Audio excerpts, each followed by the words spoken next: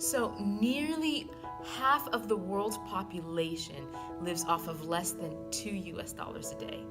Poverty is a social issue that really just hits the core of human existence. It strikes people regardless of age, gender, religion.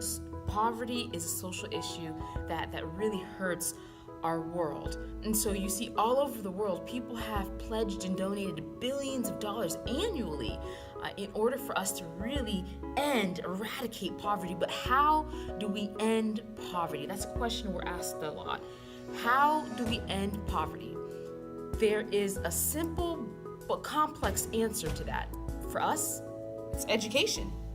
Education, education, education. Education ends poverty. Nelson Mandela, one of my heroes, he once said that education is the most powerful tool in which you can use to change the entire world.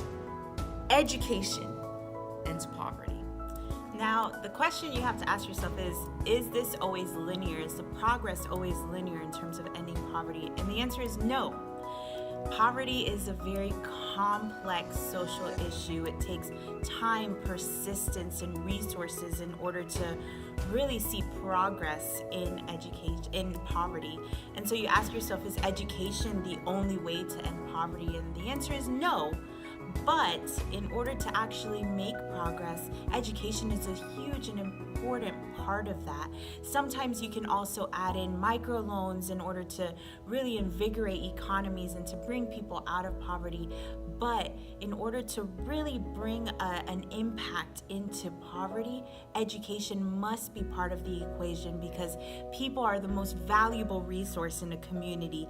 And through them and through investing in them is the way that communities will progress out of poverty. The way that we see it is that education is the hinge on which the door of opportunity swings wide open. And so you might be wondering, okay, so what is education? Do you just mean going to school? No, there are three different main forms of education. There's formal education, non-formal education, informal education. Formal education is what we're all used to here in America. It's your primary, secondary, university level type of school. It's this fixed institution that's recognized, usually by governments, that gives a really rigid forms of education. It's not really too flexible. Non-formal education, on the other hand, is education that's seen through trainings. It could be workshops, conferences, seminars, usually given by nonprofits and other organizations. There is a rigidness to it, but there's also flexibility within non-formal education.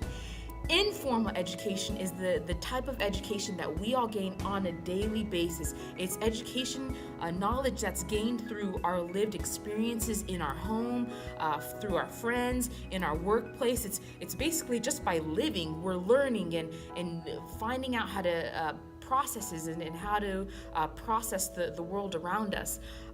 And so formal, non-formal, informal. Usually when people look at education as a way of breaking poverty, there's a lot of focus on formal education, which is why P4H, we really do teacher training, because 80% of Haitian educators aren't trained or qualified. So we really focus on formal education. But there's also non-formal education, which is also what we do through our trainings and our workshops.